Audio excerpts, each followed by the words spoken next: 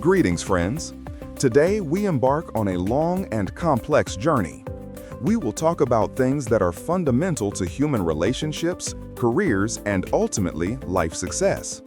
But as in any complex system, there are bugs here, code errors that can crash the entire program. We have already discussed various mental traps with you, but today we approach error H3. It is insidious in that it masquerades as one of the most revered human virtues. We will talk about loyalty, but not the noble fidelity written about in knightly romances, but about its dark twin, toxic loyalty, and about how this error burns down your most valuable asset, social capital. Imagine a bank, but not an ordinary bank where money is stored, but an invisible one. Each of us has an account there. The currency of this bank is trust, reputation, connections, the ability to influence and receive help. This is social capital. You accumulate it over years. Every promise kept, every honest act, every professional help replenishes your balance.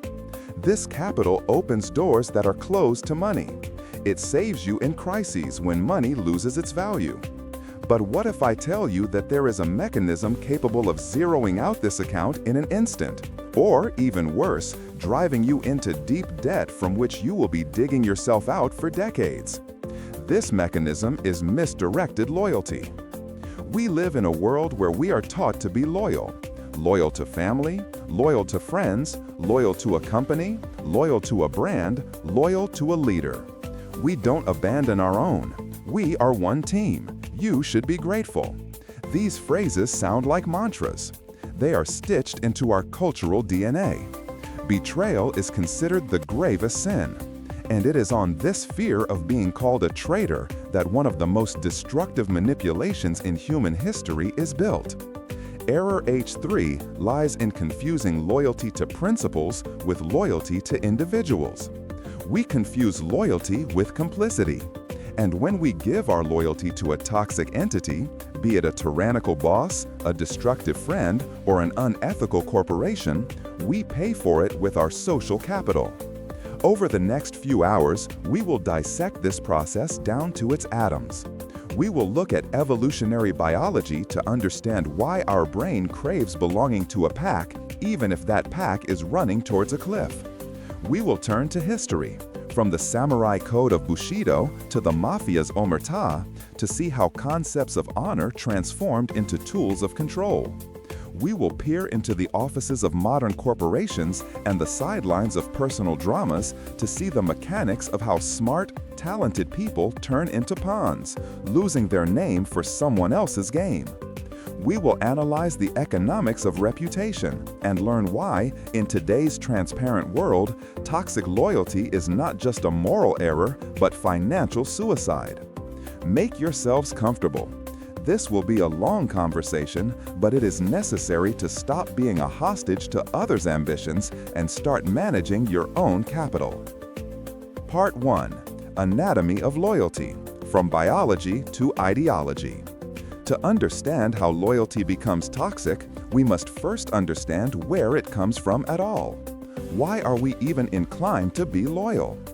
The answer lies in ancient times, in the Pleistocene, on the African savannas.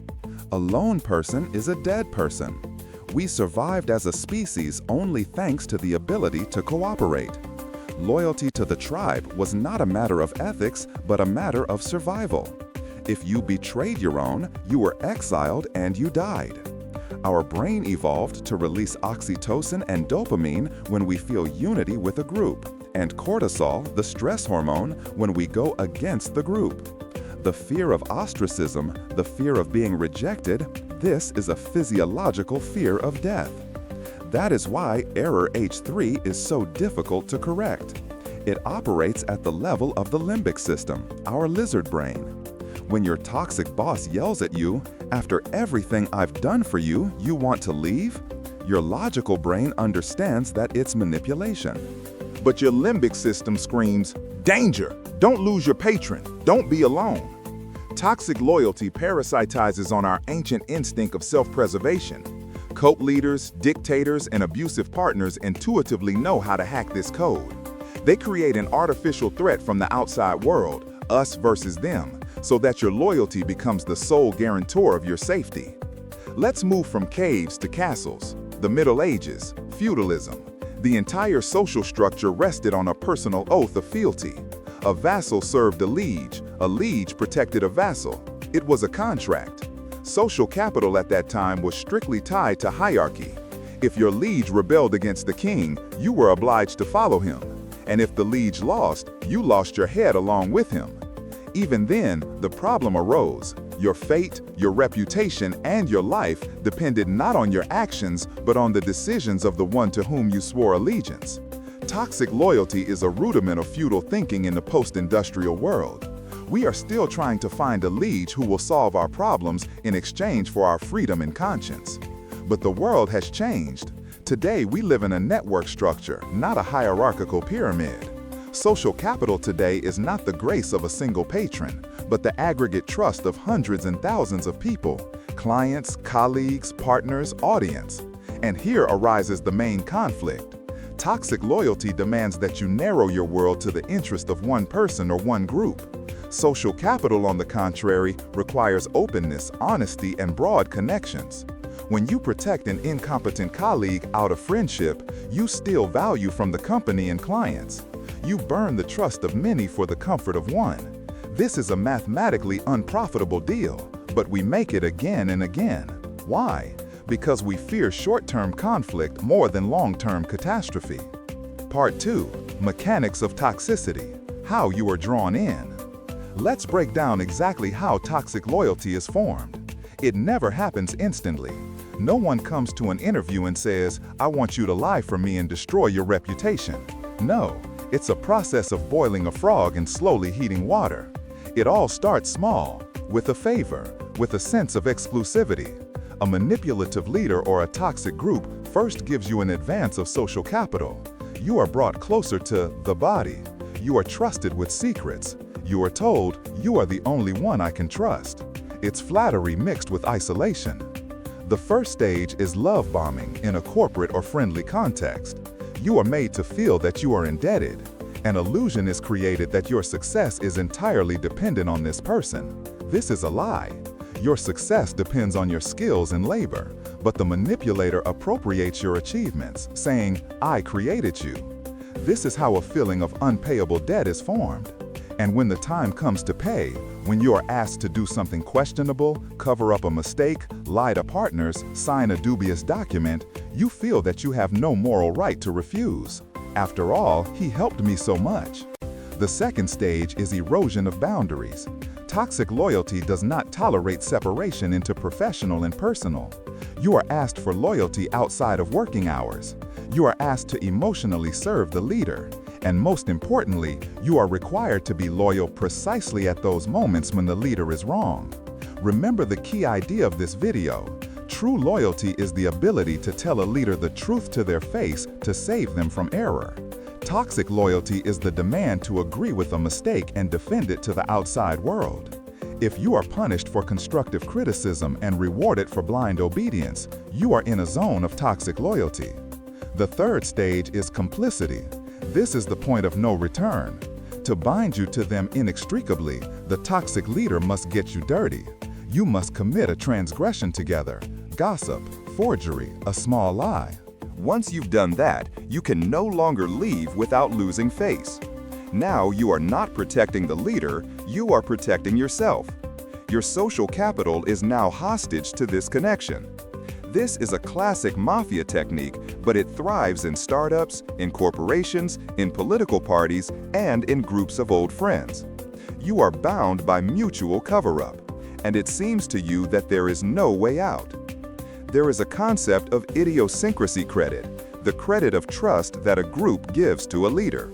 But in toxic systems, this credit turns into a tax.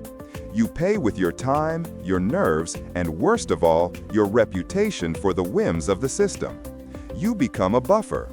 When a toxic leader makes a bad decision, you bear the brunt of the outside world.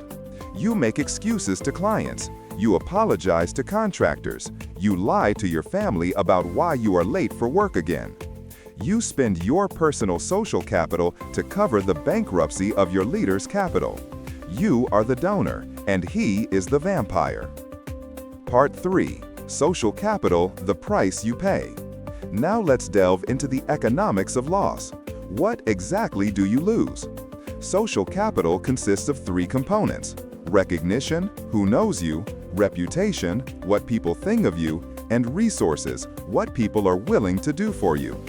Toxic loyalty hits all 3. Let's start with reputation. Reputation is transitive. Tell me who your friend is and I will tell you who you are. If you work for years as the right hand of a fraudster, even if you yourself are impeccably honest, the market will label you as toxic. People will avoid you not because you are a bad specialist, but because you are a carrier of the virus of the system you served. There is a term, guilty by association. In the era of the internet and digital footprint, this works mercilessly. If you publicly defended a brand that deceived people, or a blogger who did something immoral, the internet remembers.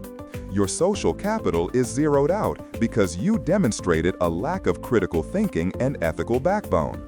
People forgive errors of competence. Okay, he couldn't handle the task, he'll learn. But people almost never forgive errors of values. Toxic loyalty is always an error of values. You placed loyalty to a person above loyalty to truth. The second aspect is opportunity cost.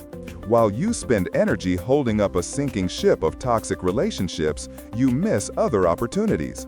Social capital grows dynamically through new acquaintances in the diversity of projects. Toxic loyalty demands isolation. They don't understand us. Enemies all around. You retreat into a narrow circle. Your network of contacts atrophies. You lose touch with market reality.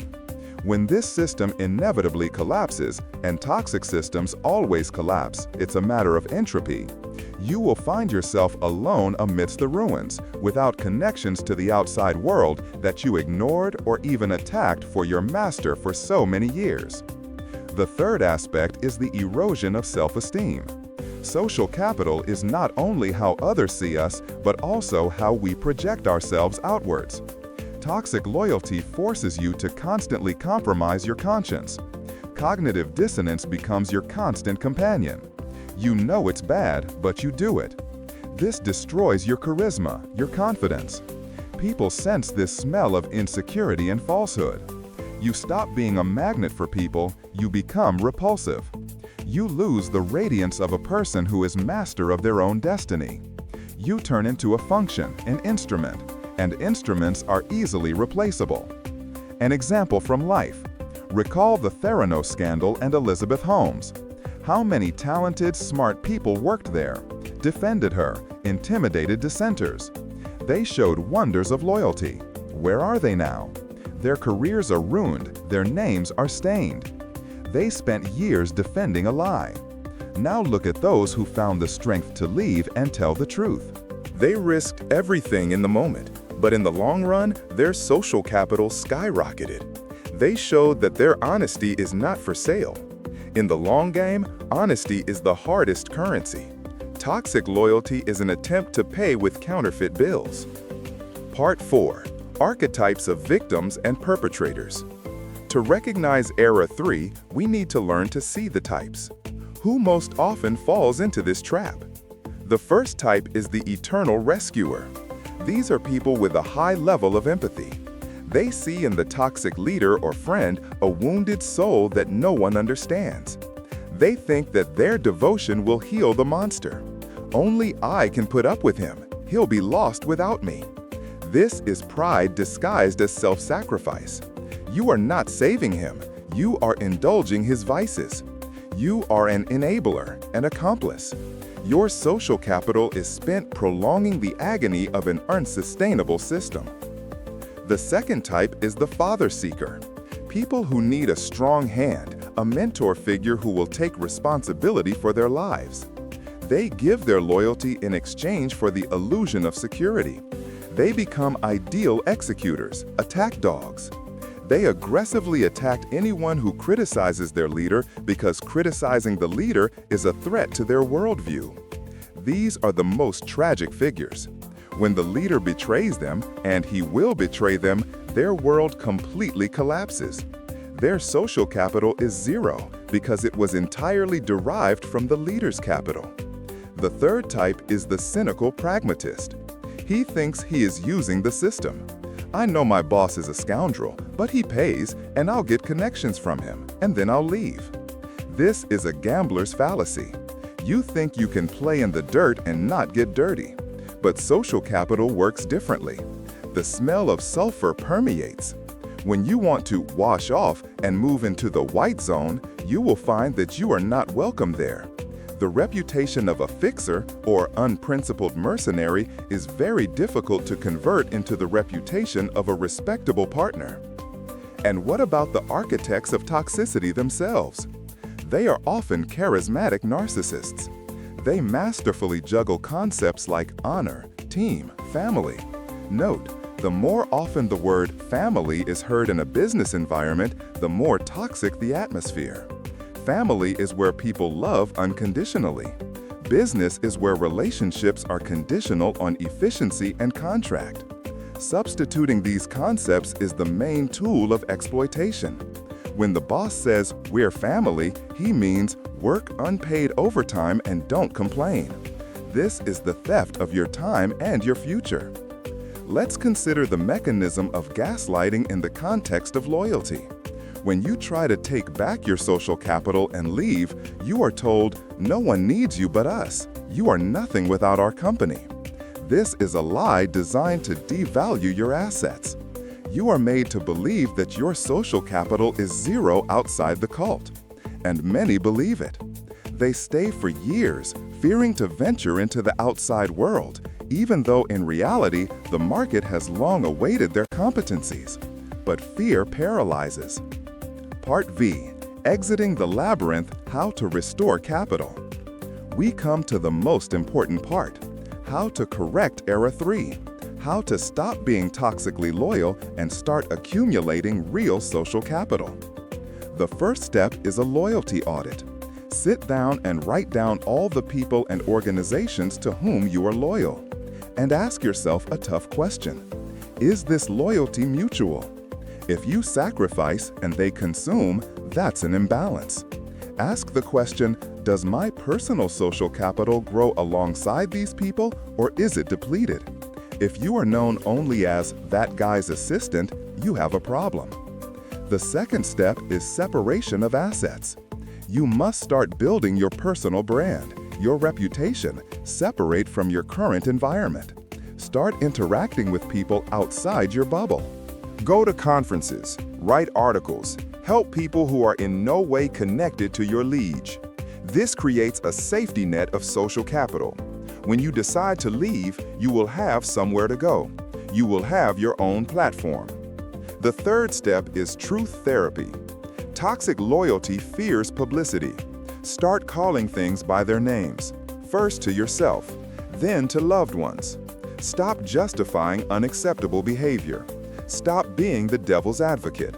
Once you stop lying to yourself, the spell will be broken. You will see the emperor naked, and the fear will go away. You will understand that loyalty to truth and your principles is more important than loyalty to a specific person. The fourth step is the hard conversation and exit. Leaving toxic relationships is always a crisis. You will be accused of betrayal. Be prepared for this. This is the price of freedom. But remember, people with high social intelligence and healthy psyches will see your departure not as betrayal, but as an act of self-respect. The market loves the strong. The market respects those who have a backbone. By leaving a toxic leader, you send a signal to the world. I value myself. I maintain relationship hygiene. This instantly increases the value of your shares on the social capital exchange. And finally, recovery. After leaving, you will have to work for some time to restore your reputation. Be transparent. Don't badmouth the past, it looks unprofessional, but honestly acknowledge mistakes. Yes, I stayed too long in a situation that contradicted my values. I drew conclusions.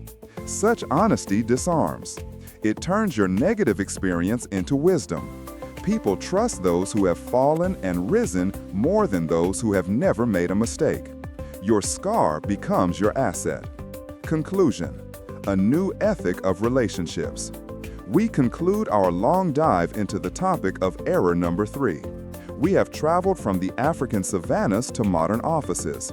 We have understood that toxic loyalty is an ancient survival mechanism that in the modern world has become a self-destruction mechanism. We have seen how it burns social capital, the only currency that matters when money loses its meaning. The choice is yours. You can continue to pay tribute to those who do not deserve it, hoping that one day they will appreciate it. Spoiler, they won't. Or you can redirect your loyalty. Become loyal to your values. Become loyal to your future. Become loyal to people who reciprocate with respect and growth. Social capital is a garden. Toxic loyalty is a weed that chokes out useful plants. You and only you are the gardener. Don't be afraid to pull out weeds, no matter how deep their roots have grown. Yes, it will hurt. Yes, there will be a hole. But in that hole, you will plant something new, something healthy, something that will bear fruit for you, not for parasites. Don't be a pawn in someone else's game. Be a player who writes your own rules. Value your loyalty. It is an expensive gift. Don't give it to those who wrap fish in it. Guard your social capital. And see you in the next videos where we will continue to dissect the errors that prevent us from living a full life.